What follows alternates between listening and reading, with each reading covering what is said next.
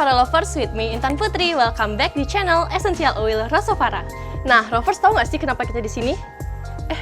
Kok kayak bau kentut ya? Kamu nyium bau kentut nggak sih? Kamu tahu nggak siapa yang kentut?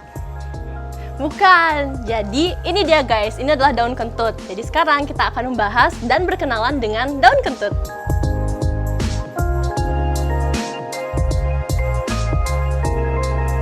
Nah, jadi ini dia namanya daun kentut. Di Indonesia nggak banyak yang tahu nih kalau kita punya daun kentut ini. Namanya ada beragam. Di Malaysia, daun ini dinamakan kesimbukan atau akar kentut. Nah, di Indonesia sendiri, dalam bahasa Sunda, ini disebut kahitutan. Nah, dalam bahasa Jawa disebut sembukan, dan dalam bahasa Madura disebut bintaos. Tapi, nama yang paling dikenal itu adalah daun kentut, entut-entutan, dan kahitutan. Ini karena baunya itu nggak enak banget, kayak bau kentut gitu, kalau daunnya ini diremes kayak gini tuh.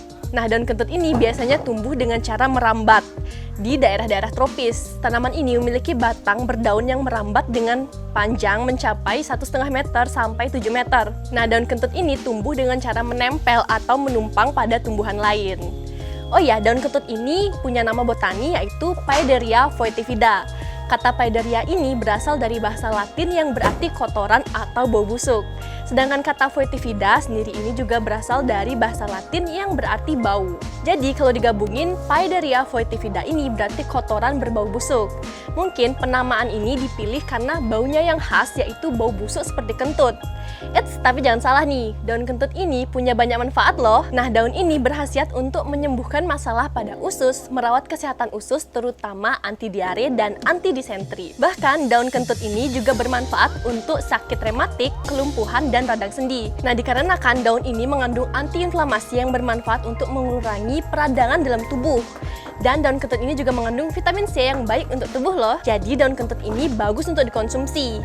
Oh ya, bau nggak enak dari daun kentut ini juga bakal hilang sendiri kalau udah dimasak. Nah, kalau Rovers di sini ada yang orang Medan, pasti udah nggak asing nih sama menu makanan yaitu nasi kentut.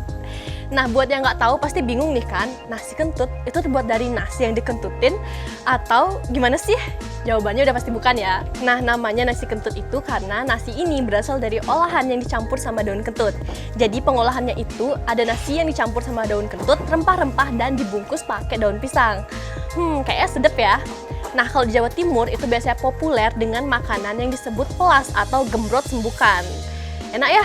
Nah, walaupun rasanya itu enak bingit, tapi juga bisa menyebabkan bau kentut jadi nggak enak. Nah, jadi gimana Rovers? Berniat nggak buat nyobain daun kentut? Nah, kalau aku sih mendingan hirup Rosovara peppermint aja deh biar seger.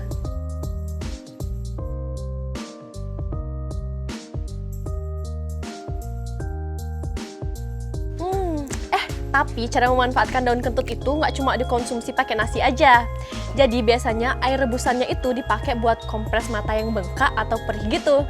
Terus kalau air rebusannya ditambahin 1 sendok garam, bisa diminum sebelum makan untuk ngobatin masalah perut. Kayak perut kembung, sakit lambung, dan disentri. Dan daun kentut yang ditumbuk sampai halus bisa dibalurin ke kulit untuk ngobatin masalah kulit kayak gatal-gatal, kurap, cacar, kayak gitu-gitu deh Rovers.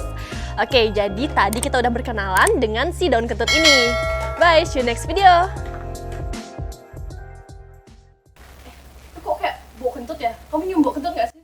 Belum! Weh, Gimana nih? Bisa tuh? bisa. Suaranya? Sentan.